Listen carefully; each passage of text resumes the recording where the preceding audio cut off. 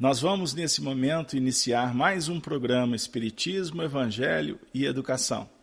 Hoje, com o tema Jesus aparece para Saulo de Tarso. Estamos dando continuidade ao trabalho das últimas semanas em torno do livro Paulo e Estevão.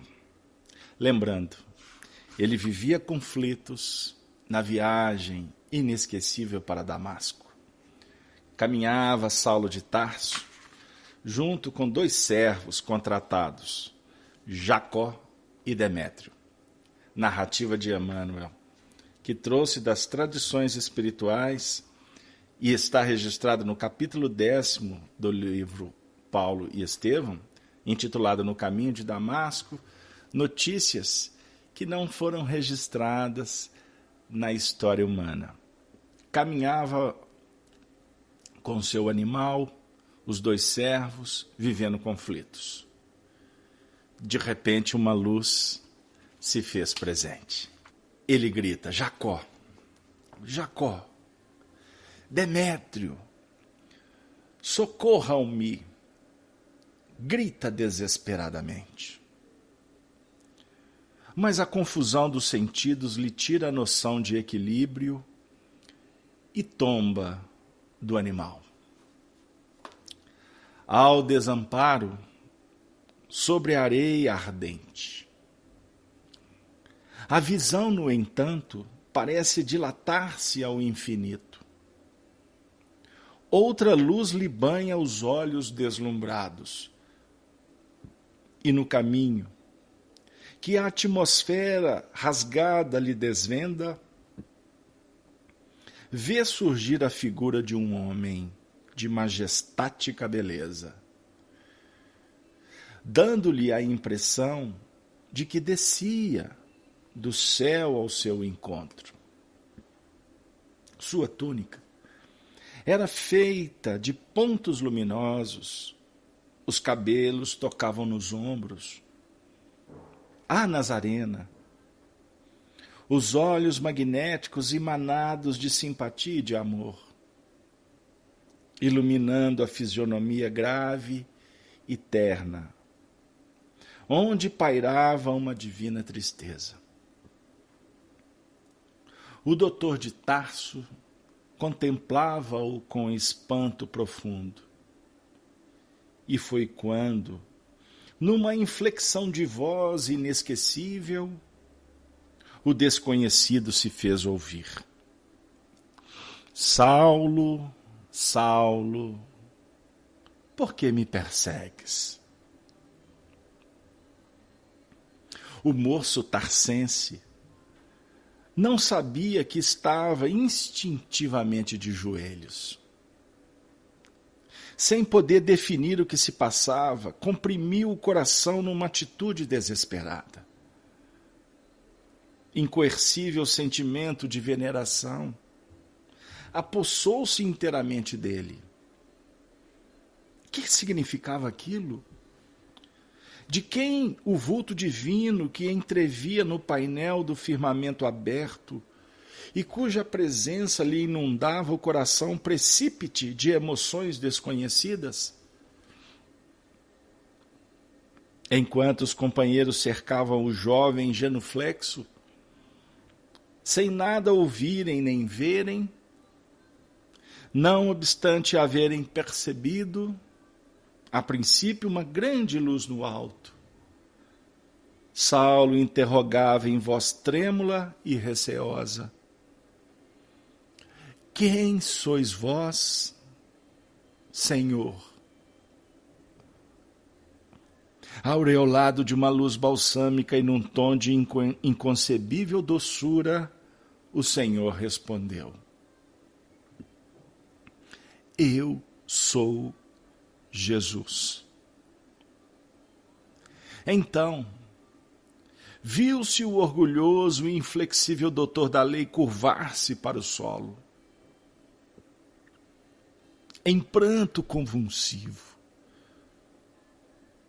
Dir-se-ia que o apaixonado rabino de Jerusalém fora ferido de morte, experimentando no momento a derrocada de todos os princípios que lhe conformaram o espírito e o nortearam, até então, na vida. Diante dos olhos, tinha agora, e assim, aquele Cristo magnânimo e incompreendido. Os pregadores do caminho não estavam iludidos. A palavra de Estevão era verdade pura. A crença de Abigail era senda real. Aquele era o Messias. A história maravilhosa da ressurreição não era um recurso lendário para fortificar as energias do povo. Sim, ele, Saulo, via-o ali no esplendor de suas glórias divinas. E que amor deveria animar-lhe o coração cheio de augusta misericórdia para vir encontrá-lo nas estradas desertas, a ele, Saulo, que se arvorara em perseguir implacável dos discípulos mais fiéis. Na expressão de sinceridade da sua alma ardente, considerou tudo isso na fugacidade de um minuto. Experimentou invencível vergonha do seu passado cruel. Uma torrente de lágrimas impetuosas lavava-lhe o coração. Quis falar, penitenciar-se, clamar suas infindas desilusões, protestar fidelidade e dedicação ao Messias de Nazaré, mas a contrição sincera do espírito, arrependido e dilacerado, embargava-lhe a voz. Foi quando notou que Jesus se aproximava e, contemplando-o carinhosamente, o Mestre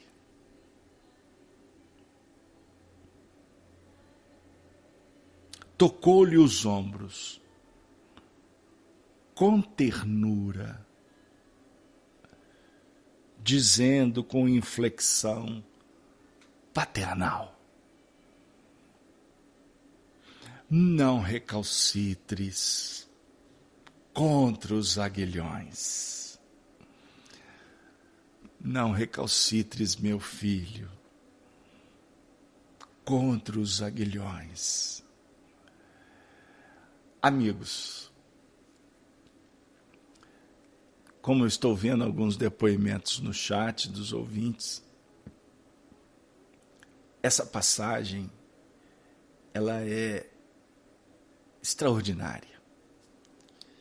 Ela mexe profundamente com todos nós, todas as vezes que passamos por este sendal, luz. Porque é a visão que a humanidade clama e sonha, precisa. Embora a multidão hesite em procurá-la. Se curvar humildemente para suplicar as bênçãos do encontro divino.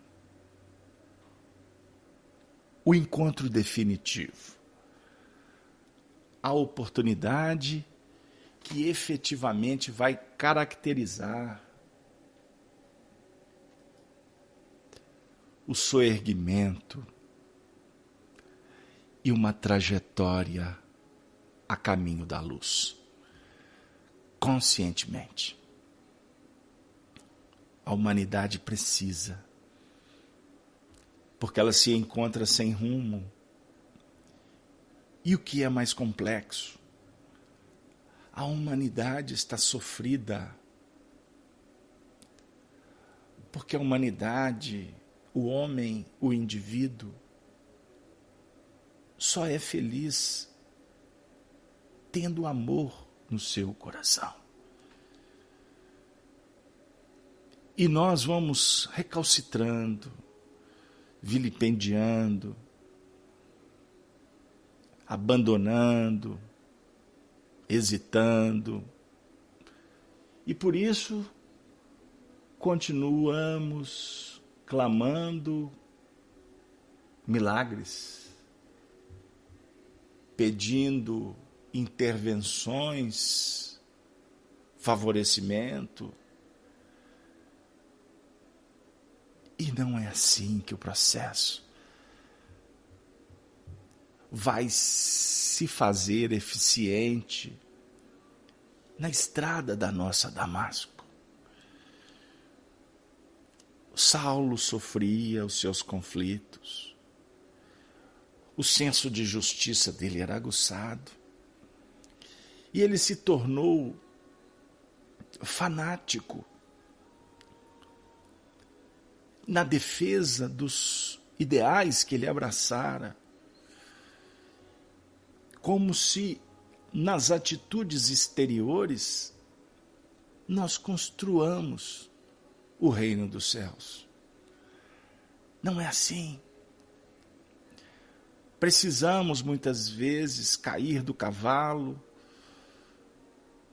receber decepções, vivermos a incompreensão, passar pela doença, pelo abandono, pela desencarnação, para que a gente possa, de alguma forma, prestar atenção na mensagem que está batendo a nossa porta.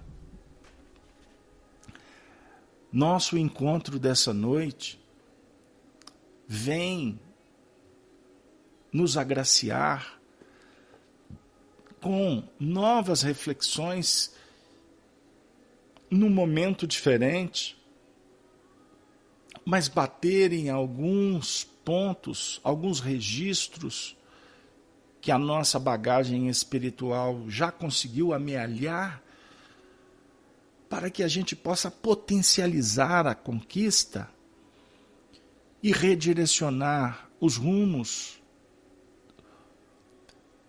E assim, queridos companheiros, percebermos como é possível qualificar a vida. Como é importante encontrar o sentido para que você possa continuar na batalha. Como esposa incompreendida, como marido desiludido, como filho carente da presença de pais, como cidadão que ainda não descobriu que a paz interior nós não compramos. Não é possível reservar a paz. Não é dado planejar a paz para que ela aconteça no lugar, com as pessoas, no instante em que nós escolhemos. Não. A paz é o prêmio da ação no bem agora. Mas para isso nós precisamos de entender o que efetivamente vem a ser a renovação mental e a construção de um planejamento que possa, portanto, nos colocar face a face com a verdade e, acima de tudo, com a libertação das peias que nos vinculam a um passado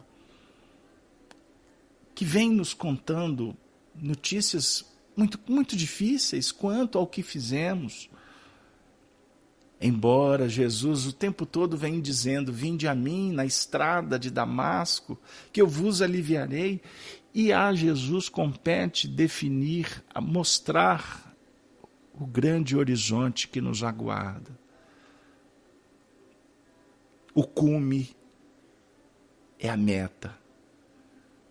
Mas depois da montanha, nós vamos encontrar a terra prometida e vamos nos tornar cidadãos desta morada que tanto sonhamos, ao lado de corações que amamos.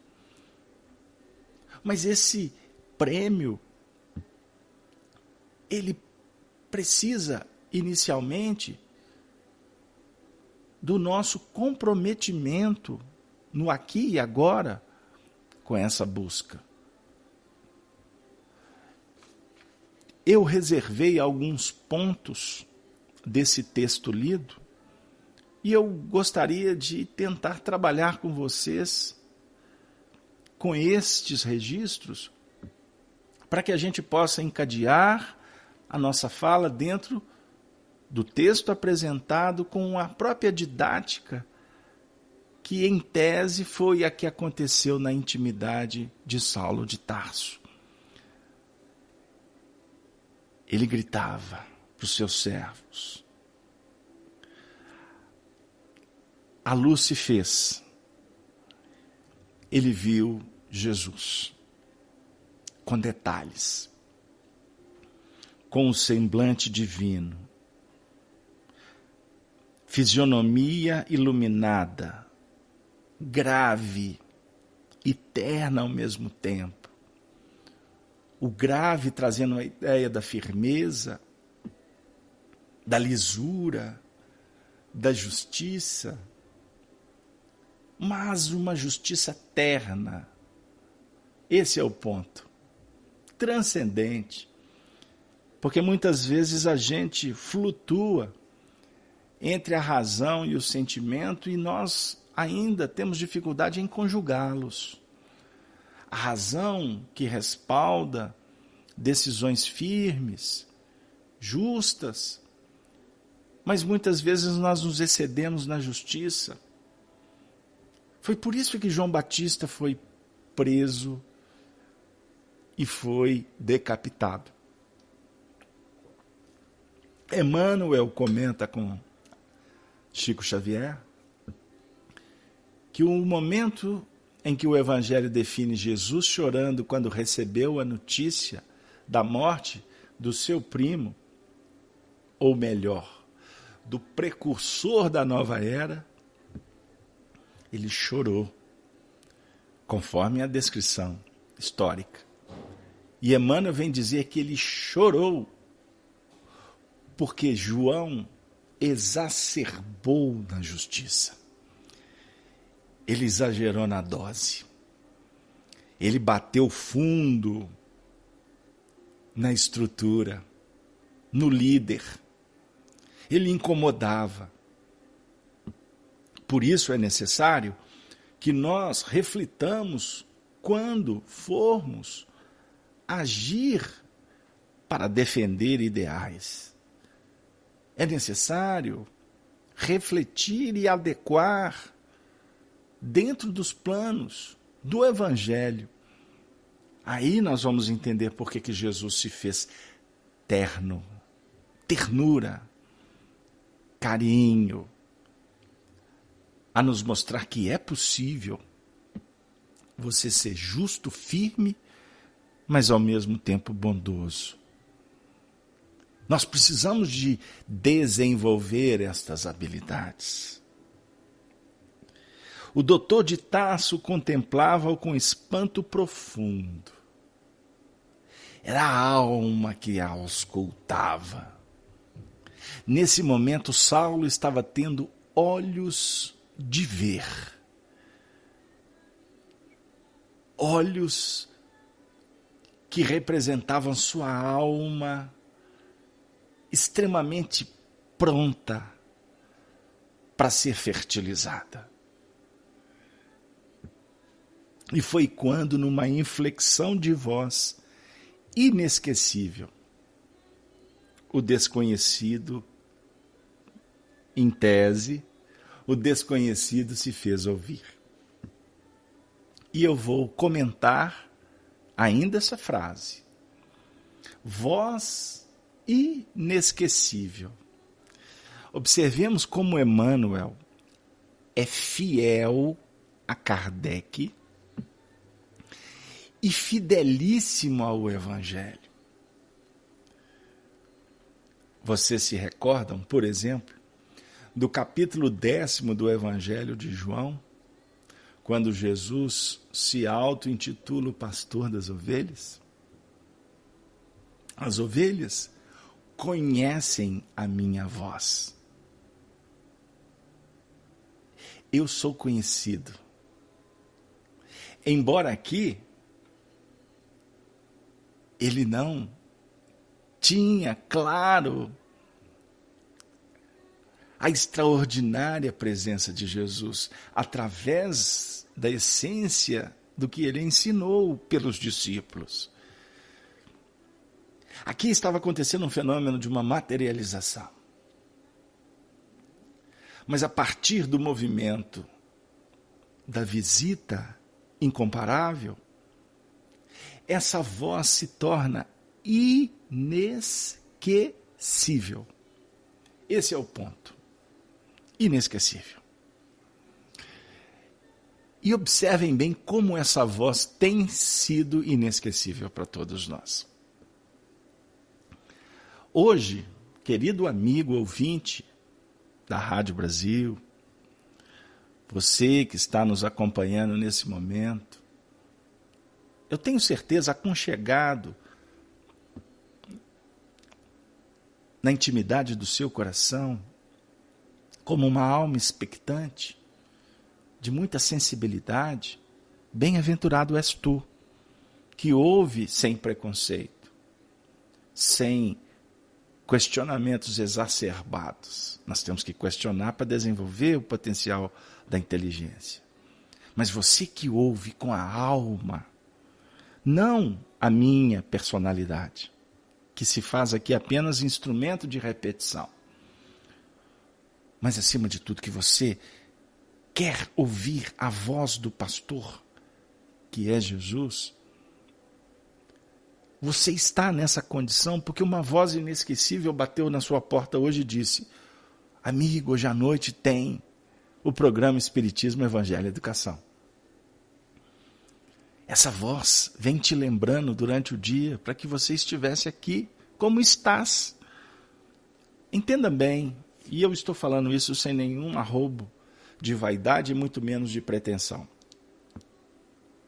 Mas estou afirmando com um certo embasamento doutrinário espírita, relembrando que os anjos guardiões, os benfeitores de nossas vidas, que são mestres, que são educadores, eles não falam deles mesmos. Eles falam daqueles que os enviou. O governador, o mestre, Jesus, que por sua vez fala em nome de Deus. Então é uma escala. São plataformas de trabalhadores em vários níveis. Até que essa voz inesquecível chegasse a você de uma forma materializada, direta. Hoje tem estudo. Vai te fazer bem.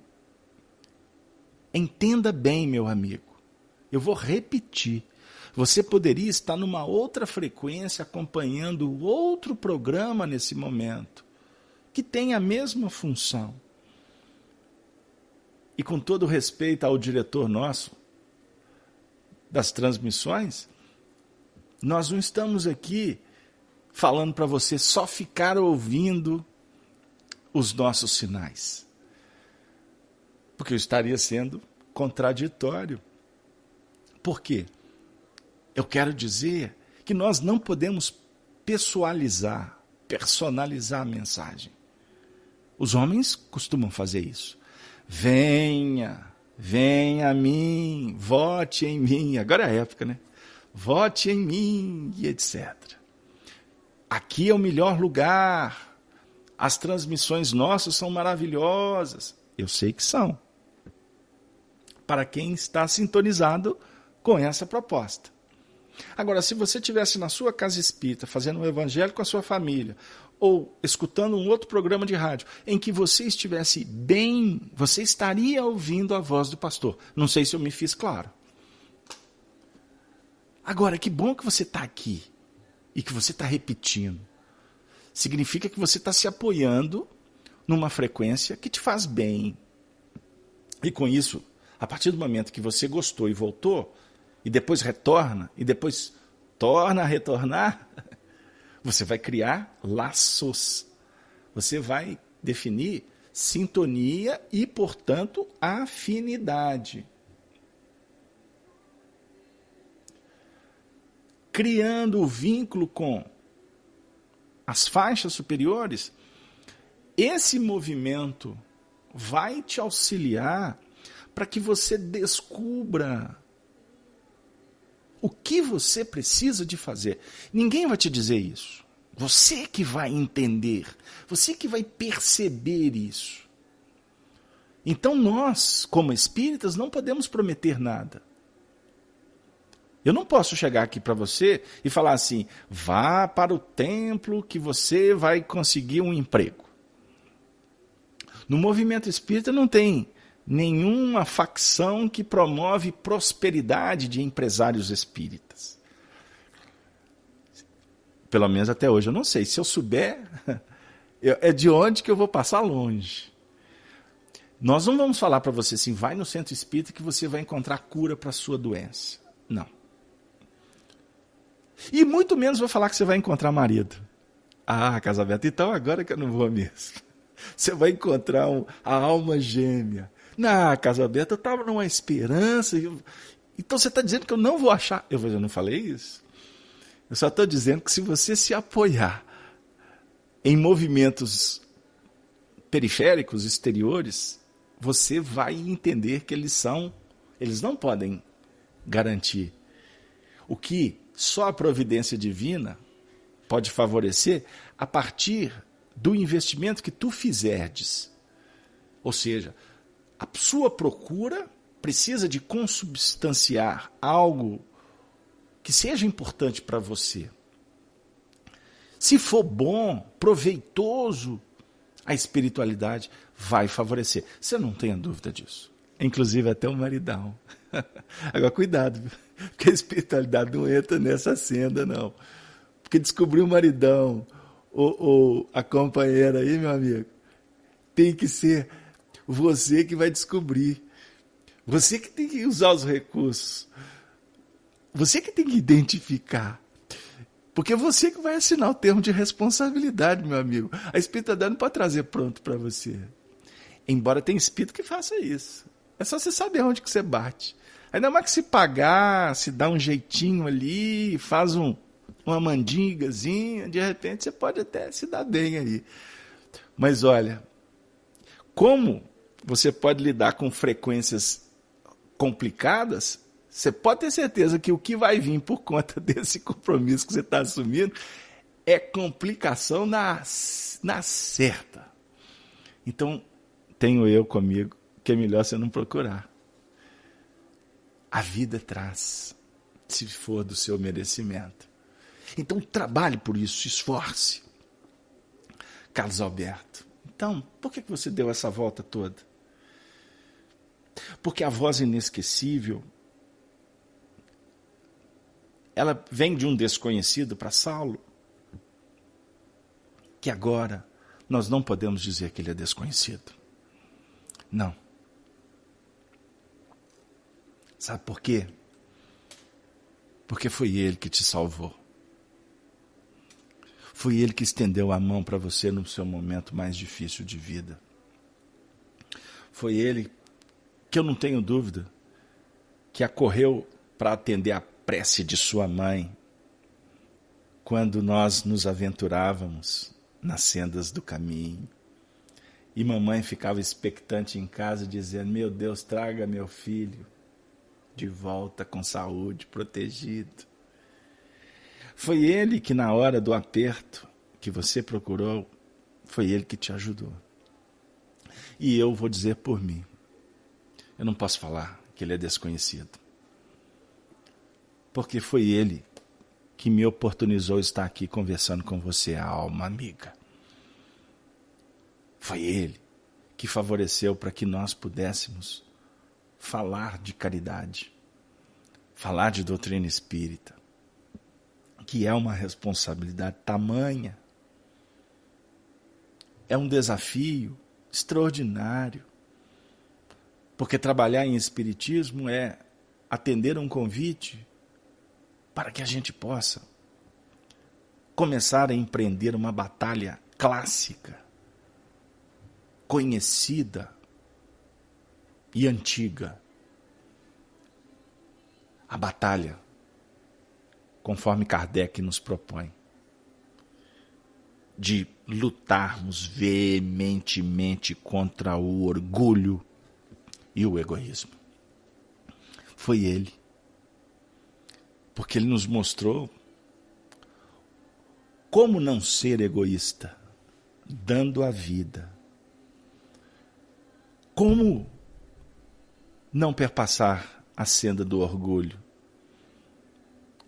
não se defendendo, agindo serenamente, diante de Pôncio Pilatos, como nos faz lembrar Emmanuel,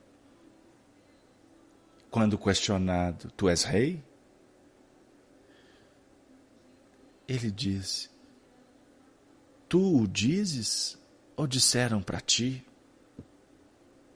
Tu és rei? Tu o dizes agora. Aonde estão os teus anjos, os teus seguidores, para livrar, para defender o rei? Aonde está a verdade? O que é a verdade?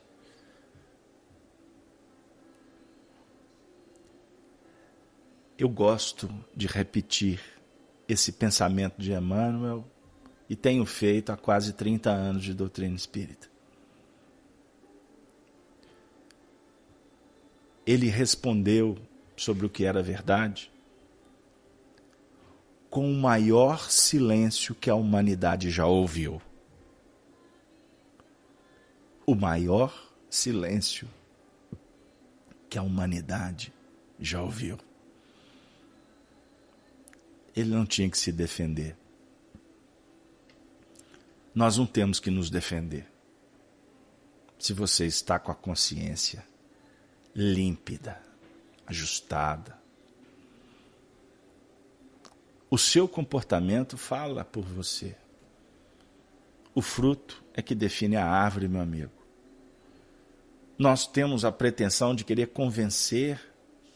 Saulo fez isso. Ele convenceu temporariamente. Porque todos que ele emulou, induziu, estimulou para defender o mosaísmo, todos eles, com o passar do tempo, esqueceram o rabi, o rabino Saulo. Porque a maioria deles ouviram uma voz de um desconhecido que se fez uma voz inesquecível. E a voz do pastor, do Messias, a voz de Jesus, ela é insubstituível. Por que me persegues? É a indagação que todos nós conhecemos. Porque se vos dou tudo, eu vos dou a coroa da vida. Como exemplo, Ele nos dá a oportunidade de pensar, Ele não nos cobra. Ele nos dá as condições para obrar conforme os nossos interesses, o nosso livre-arbítrio. Ele nos concede como o irmão mais velho e ao mesmo tempo que tem autoridade para aprovar os nossos projetos. Ele não invade a intimidade de ninguém. Então ele dá tudo. Ele te dá casa, comida e roupa lavada, como dizia aqui no interior de Minas. Antigamente falava isso. Né, Arnaldo? Eu não sei se em Santa Rita de Sapucaí fala isso também. Né? Você quer casar comigo? Então tá, você casa comigo, que eu te dou casa e roupa lavada. Isso é ótimo. Né? Então são pontos que a vida vai, a sabedoria vai nos mostrando. Por que me persegues? Por que perseguir? O perseguir não é perseguir Jesus, o Espírito. Por que perseguir o amor, se é o amor que vai te libertar? No fundo, é um ato que define ignorância profunda.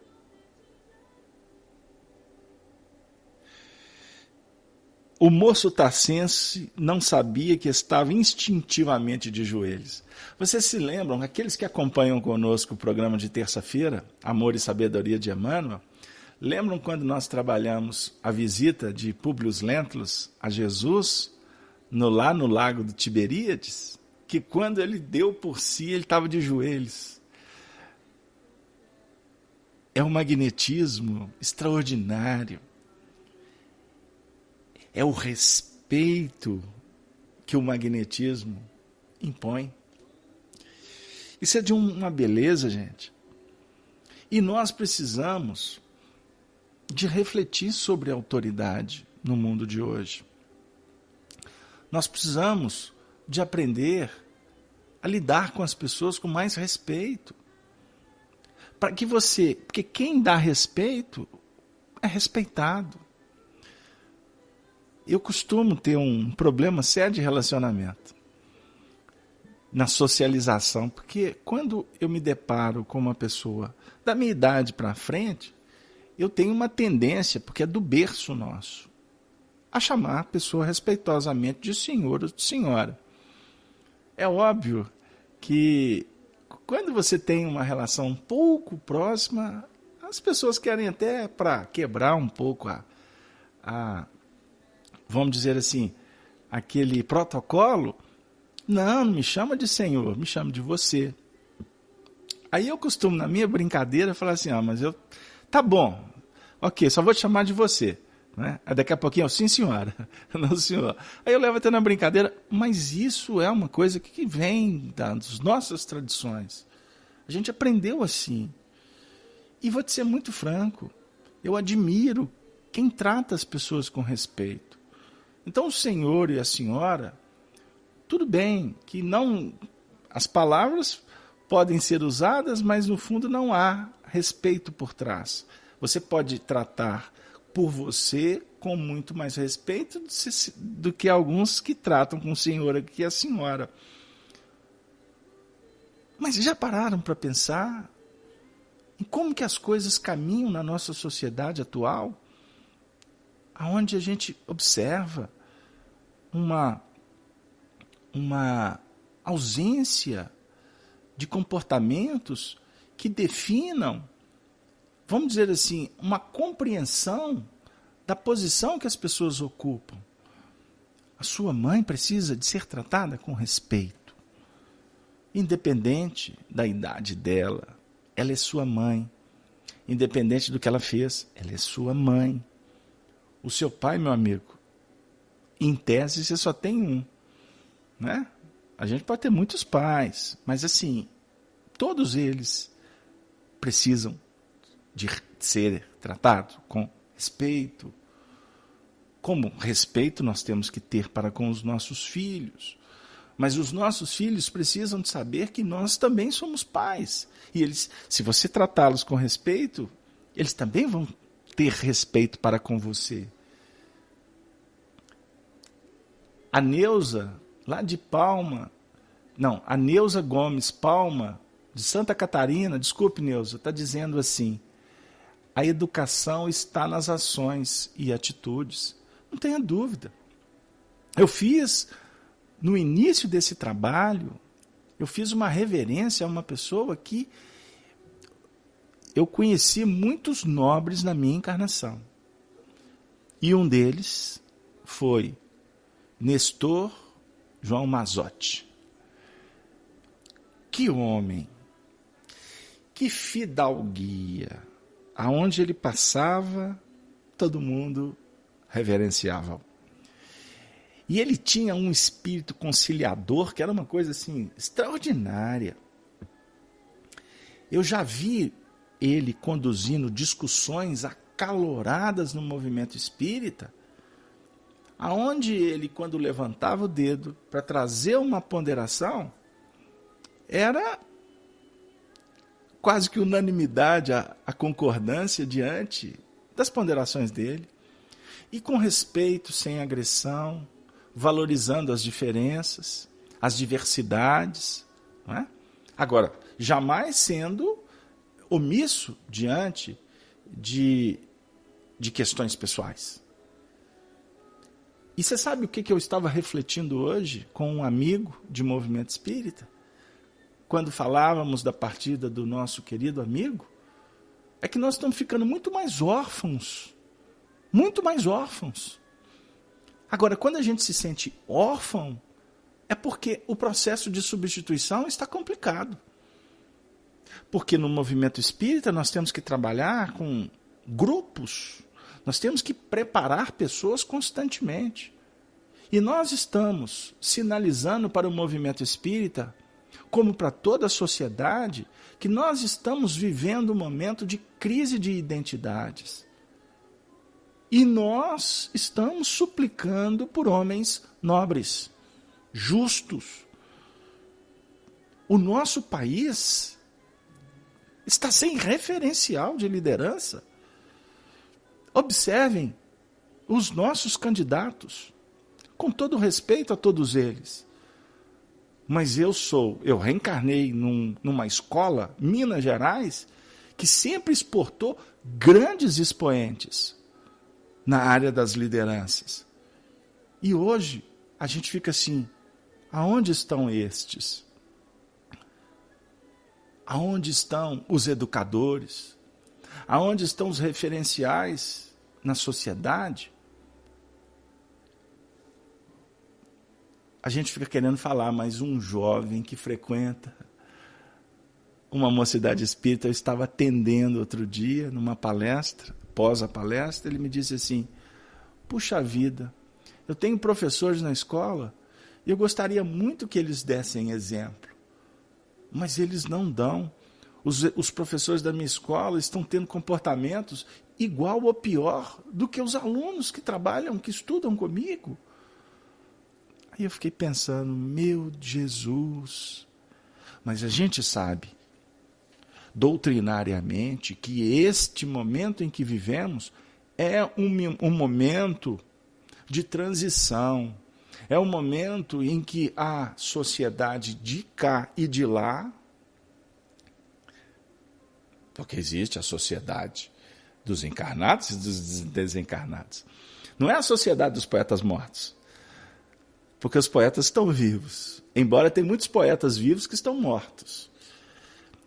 Nós queremos dizer que esse processo de colheita que nós estamos vivendo agora é um processo que foi trabalhado numa semeadura de muitos e muitos séculos. Então agora o preço é alto e toda a humanidade está colhendo. Somos quase 30 bilhões de espíritos reencarnados e desencarnados do planeta. Então não tenham dúvida de que todos esses 30 bilhões participam desse contexto. Óbvio que um percentual que não podemos mensurar, mas subentendemos que é a menor parte, porque tem que ser assim mesmo. Os 10% é que sustentam os 8%, o restante. Ok? Isso é para a gente pensar. Estes estão gerenciando, mas a grande maioria está colhendo. E colhendo frutos complexos, que muitas vezes podem até se aparentar com mel por fora, mas ao saborear, eles descem como fel, rasgando as nossas entranhas para dizer como precisamos modificar. Ele estava de joelhos sem poder definir o que se passava. Comprimiu o coração numa atitude desesperada, inconhecível sentimento de veneração. Apossou-se inteiramente dele. O que significava aquilo? De quem o vulto divino que entrevia no painel do firmamento aberto e cuja presença lhe inundava o coração precípite de emoções desconhecidas? Quem sois vós, Senhor? Olha que a própria pergunta, ela é elaborada, já manifestando a maturidade espiritual daquele homem. O respeito. Ele estava envolvido e brotava dentro dele aspectos que foram cultivados nos milênios.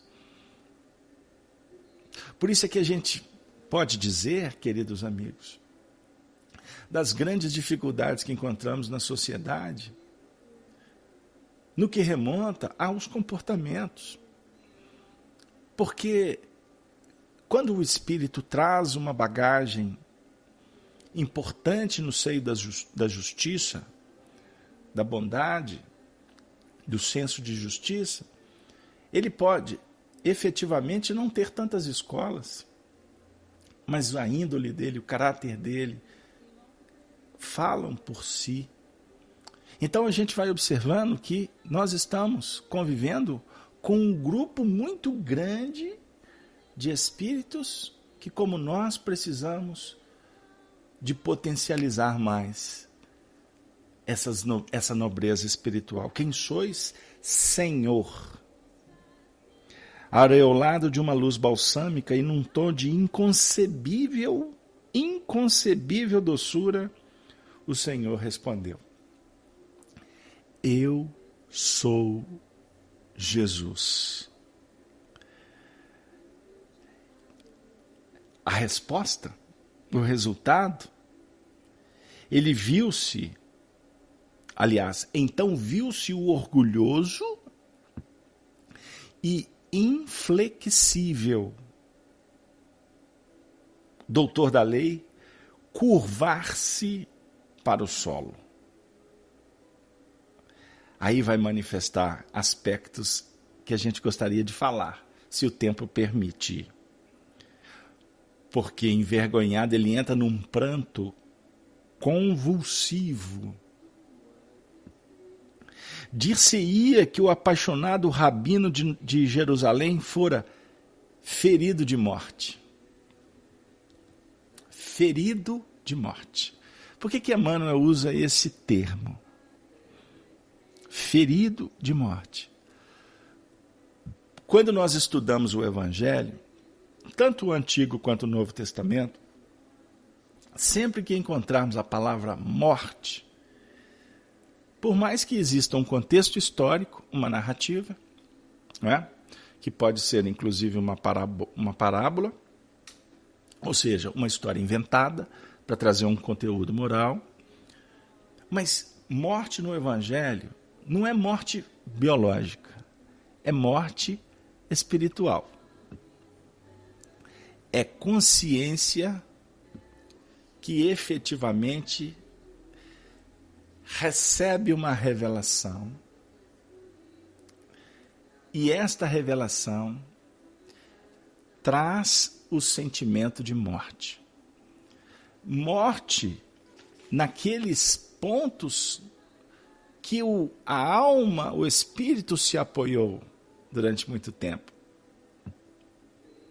E que a verdade, por revelação misericordiosa, efetivamente tira o piso da sustentação, que deixava o espírito numa condição de acomodação, ou de renitência, ou quem sabe rebeldia. Então, a revelação, ela tem esse aspecto. Então, nós temos o movimento da revelação, que chega porque você buscou, por expansão de ideal, abrindo o campo mental, visitando outras faixas evolutivas que você ainda não tem segurança para permanecer por lá. A vida te responde com a revelação.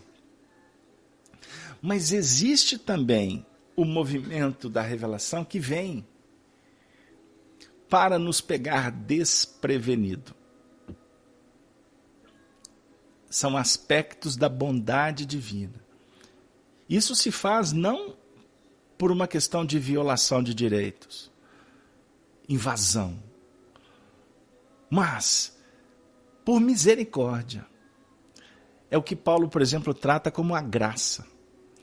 A graça do alto nos visita para nos inocular com a semente divina. Isso é de uma beleza extraordinária. Então é a revelação. Aí, nós no meio espírita acostumamos a falar que, aprendendo com Kardec, o que está corretamente pontuado na doutrina. No Evangelho segundo o Espiritismo, é clarificado para nós que a humanidade teve 3 grandes revelações. A revelação mosaica, a justiça. A revelação do amor com Jesus e a dinamização, vamos dizer assim, o resgate, o desenvolvimento do amor em bases filosóficas, científicas com Kardec. Porque costumamos ouvir espíritas falando assim, que a primeira revelação foi justiça, a segunda foi amor e a terceira a verdade. Desculpem, mas didaticamente, analisando a evolução, está incorreto. Porque senão você vai estar dizendo que o Antigo Testamento não é a verdade. E diga-se de passagem, a doutrina espírita é a dinamização da própria lei mosaica. Eu não vou entrar no mérito porque essa discussão ela é mais profunda e temos que ser cautelosos. Mas eu posso dizer, basicamente, que a terceira parte do Livro dos Espíritos é um estudo aprofundado dos 10 mandamentos. Ponto. Mas eu quero dizer o seguinte, e também é um erro dizer que a doutrina espírita, a terceira revelação é a caridade. Não, que caridade? Isso também é um outro erro. O que é a caridade? Questão 886 do Livro dos Espíritos. Benevolência, indulgência e perdão. Tá. Isso tem a ver com o desenvolvimento, a capacitação do indivíduo. Então, a doutrina espírita eu não posso também limitá-la à caridade. Porque alguns podem entender a caridade até como beneficência. E, diga-se de passagem, beneficência é um dos mecanismos da caridade. Como a benevolência é outro mecanismo da mediunidade, da caridade. Então vamos refletir com cautela. Agora, as 3 grandes revelações, elas simbolizam, porque todo o processo de evolução, ele se fundamenta em trilogias, em unidades, em dualidades, em trindades. Um dia eu explico isso com calma. Ok? Não é o nosso foco aqui. Então, a trindade é o conjunto que se expressa em filosofia, ciência e religião. Ou Deus, Espírito e Matéria. Pai, Filho e Espírito Santo. Como a gente possa trabalhar aqui, porque depende do enfoque que você quer abordar. Só que o Espírito é visitado por revelações relativas ao seu grau de evolução. Então, esta trilogia de justiça, de amor, e vamos aqui falar de verdade, só para também agradar alguns, né? Mas essa trilogia, ou ciência, filosofia e religião, é vamos dizer assim, é a revelação dinamizada. Não sei se está ficando difícil. Mas eu quero dizer o seguinte, o tempo todo você está sendo convidado para receber revelações. Revelações de profundidade. E tem muita gente aí querendo revelação para saber se ele foi o rei X, a rainha Y, não é? Se viveu na nobreza tal, ou qual. E como diz o Chico, e tá uma raridade reencarnar índio e escravo, que é uma beleza. Porque todo mundo só quer saber de ter sido uma figura importante na sociedade, não é? Aí teve uma história, o Arnaldo que gosta das histórias do Chico. A companheira chegou para o Chico, eu já contei isso aqui várias vezes, mas como a gente está hoje o programa é de número 110, né, ou 111, até perdi a conta de quantas vezes eu contei esse caso. Mas a companheira chegou para o Chico e falou assim: ô Chico, eu tive um sonho, eu estou assim quase afirmando que eu sou a reencarnação de Maria Antonieta. Maria Antonieta, o Chico falou para ela, Chico, se você não sabe, como o Chico não tivesse cultura, né? Ela foi esposa de rei de França, Luís XVI. Ah, é mesmo, né, querida irmã? Pois é, Chico. E o que você acha dessa minha revelação? Você confirma que eu fui Maria Antonieta? Era aquelas perguntas que vinham para o Chico, né? Cheia de interesses, cheia de... E o Chico, que já tinha uma experiência vasta com estas ações, né? Com esses comportamentos. Mas o Chico, de uma forma muito carinhosa, respeitosa e alegre, diz para ela assim: ah, minha irmã, eu acho que você tem tudo para ter sido Maria Antonieta ou quem sabe outra rainha. Aí ela ficou toda feliz, ajeitou o vestido, o colar, o brinco, né? Até reforçou o perfume e virou para o Chico e falou: você mesmo, Chico, que bom que você confirmou. Mas Chico, mas por que você está falando isso? Ah, mas sabe por quê, minha amiga? É porque as lavadeiras da época, todas já estão nos céus. Todas já ascenderam. As rainhas, a nobreza, somos nós que estamos aqui, né? Uma ralação danada aqui, mas querendo buscar coisas que não tem nada a ver em nível de coerência evolutiva, que vai nos alimentar, que vai nos libertar em nível das dificuldades que nós estamos passando no momento. Ferido de morte é verdade. Porque ele experimentou, no momento, uma derrocada de todos os princípios que lhe conformaram o espírito e o nortearam. Até então, na vida, é você entender que você abraçou uma causa e hoje você percebe que ela não é um grande lance. Ou seja, decepção, quem sabe? Mas pode ter se decepcionado sim na hora. Mas depois ele entendeu com mais clareza que na realidade ele precisava só de mudar o foco do seu trabalho. Vamos continuar. Diante dos olhos tinha agora assim aquele Cristo magnânimo e incompreendido. Aí ele vai se lembrar de Abigail, ele vai lembrar de Estevão, das verdades, daquele dia na Casa do Caminho, que ele assistiu à pregação de Estevão, que falava do Messias. Lembram, gente, que nós trabalhamos o texto? Aí ele vai se lembrar da história maravilhosa da ressurreição e observa que isso não era recurso lendário, isso era verdade, era fato. Amigos, quantas vezes nós espíritas estamos diante da ressurreição e nós mesmos negamos? Quantas provas nós já tivemos? Por quê? Para quê? Qual o motivo de não valorizá-la? O espiritismo não pode ser um movimento social. A causa espírita que está batendo na nossa porta,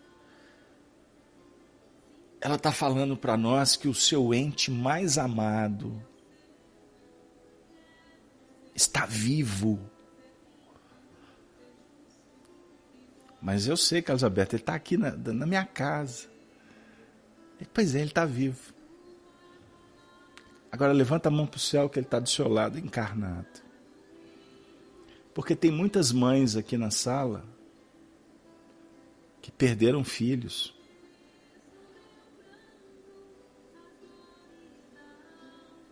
Nós temos amigos na sala que viram a alma gêmea partir. O pai, órfão, a mãe, o amigo mais querido, a história, porque alguns aqui já estão em idades avançadas e viram um número enorme de companheiros que foram para o mundo espiritual. A doutrina espírita, com Jesus, fala da ressurreição para nós. Agora, isso não é tema suficiente para você mudar? Mudar depende, meu amigo, de você querer e de você insistir. Mas muitas vezes a gente conversa com os espíritos na reunião, consola, fala para eles da imortalidade, mas acaba a reunião, daqui a 10, 20 minutos a gente está brigando de novo. Está com comportamentos interesseiros, bajulatórios. É a ressurreição. Ela não é história lendária. Sim, Saulo estava vendo as glórias divinas. Ele estava acostumado com glórias humanas, que acabam, que passam rápido. E que amor é esse de Jesus, que misericordiosamente vem atendê-lo, ele que era um grande perseguidor.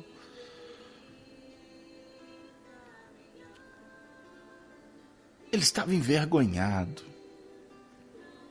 mergulhado na areia ardente do deserto, chorando copiosamente.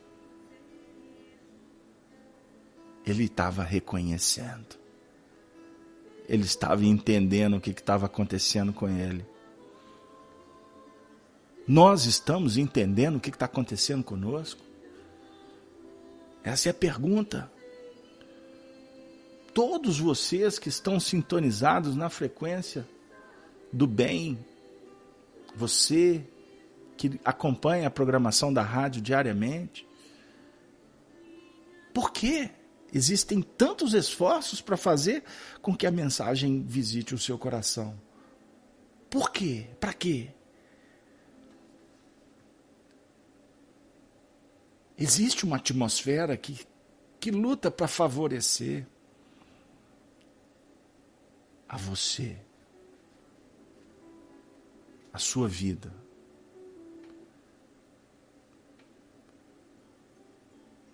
Os seus familiares. Porque a sua vitória vai resplandecer luz, meu amigo, para todos que estão caminhando com você. Você não tem dúvida disso. Essa vergonha do passado cruel, uma torrente de lágrimas impetuosas lavava ali o coração. É o choro bendito. É o choro que lava a alma. Como um batismo. Auxiliar na transformação, na metanoia proposta por João Batista, por Allan Kardec nos tempos atuais. A voz que clama no deserto, dizendo: arrependei-vos, porque é chegado o reino dos céus. Nós sepultamos João Batista e ele ressurge, sem que ninguém o conhecesse. Elias de volta. E os homens preferem, ou talvez não podem, enxergar que a proposta dos profetas é que nós nos curvemos no arrependimento. Porque se não houver a mudança, a conversão mental, o amor não tem espaço. O amor não vai dar a base. Portanto, temos que investir, mas adocicando cada vez mais a nossa inteligência, para não nos perdermos nos cipoais de elucubrações que não nos remetem a não ser no precipício da decepção. Quis falar, penitenciar-se, clamar suas infindas desilusões, protestar fidelidade e dedicação ao Messias de Nazaré, mas a contrição sincera do espírito arrependido e dilacerado embargava-lhe a voz. Foi quando Jesus se aproximou e Saulo notou e contemplou-o carinhosamente.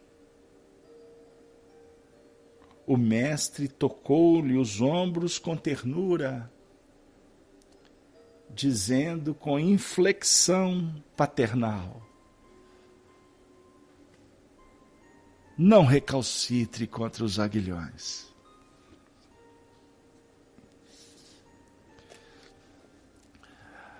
Aproximação terna, envolvente, consoladora, diferente da discursiva, da intelectiva, daquela que fica pegando em detalhes. O indivíduo está desesperado, fala.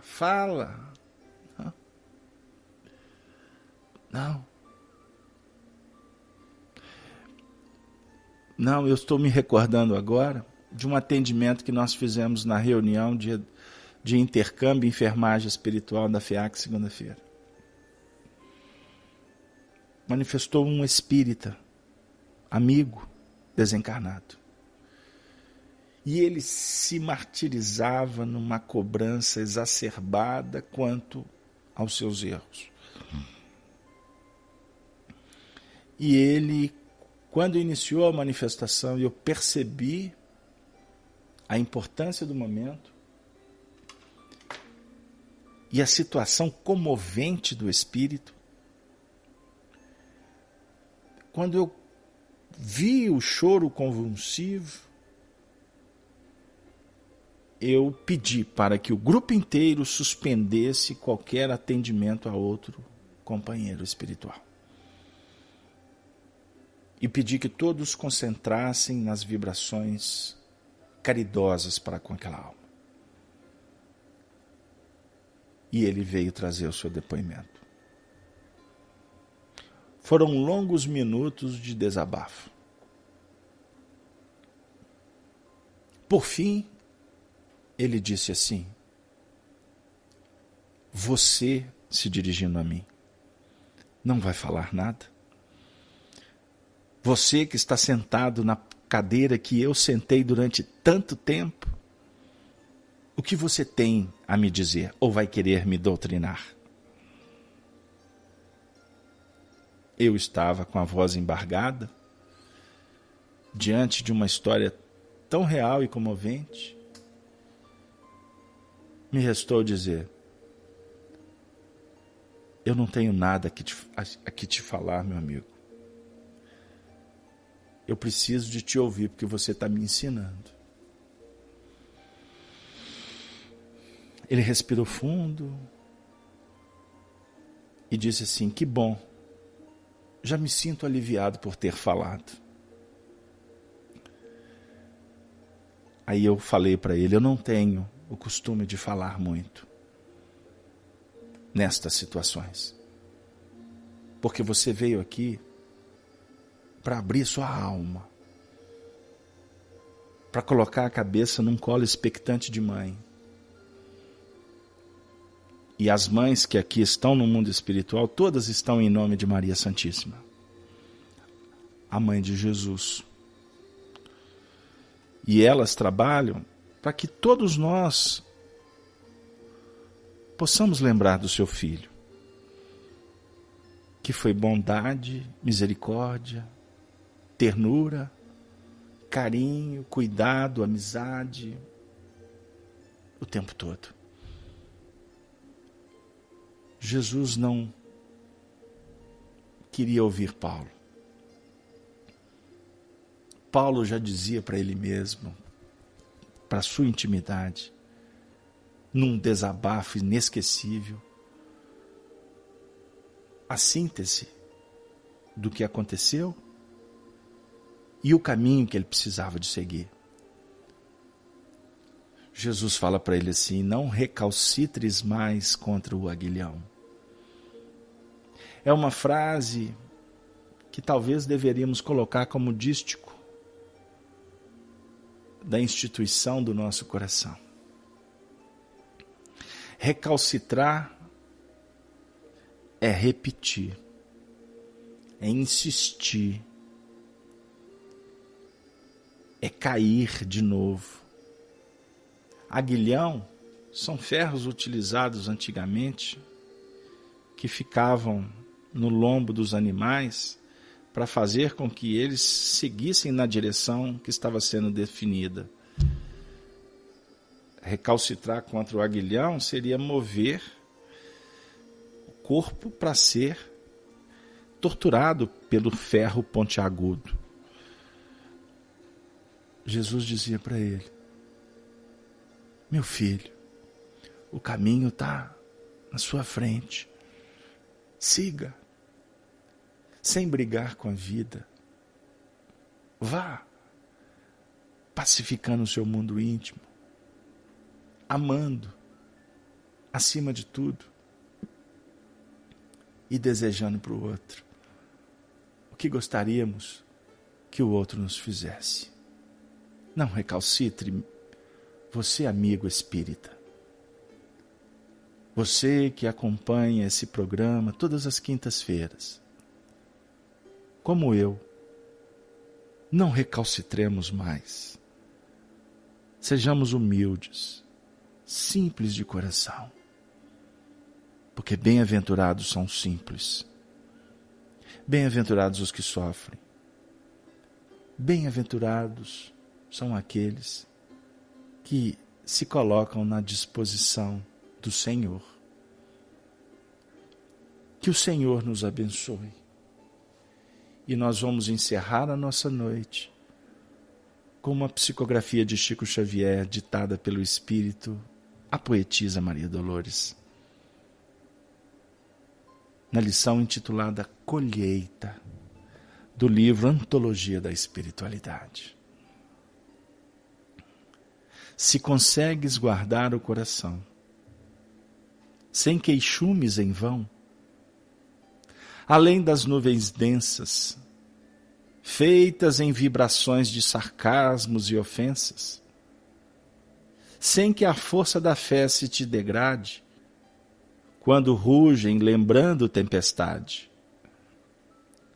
Se olhas para o mal que te rodeia, respeitando em silêncio a luta alheia, se não te fere ouvir a expressão que te espanca ou te censura, no verbo avinagrado da amargura, sem alterar seu sonho de servir,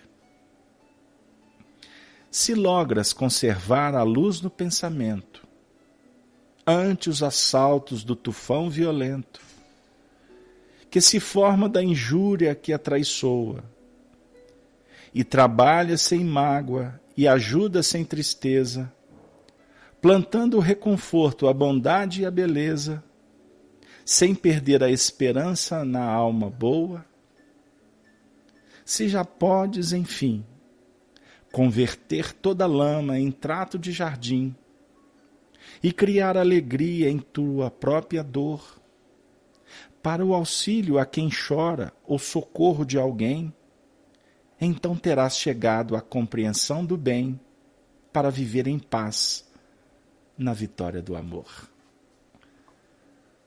Na vitória do amor, para viver em paz. Caminhemos sempre em busca da nossa renovação, pois só o amor há de dar sentido ao anjo protetor que nós conhecemos como a dor. Amemo-nos, amemo-nos sempre, amemos agora, como se não existisse um amanhã. Amar agora é um presente de Deus, que garante a eternidade. Que sonhamos a excelsa felicidade.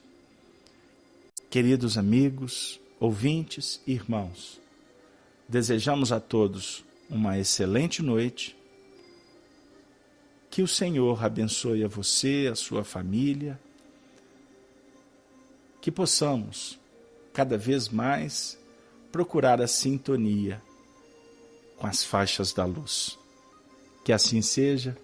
Um beijo em seu coração, dos amigos para sempre, das terras irrigadas, das montanhas, das Minas Gerais. Que assim seja.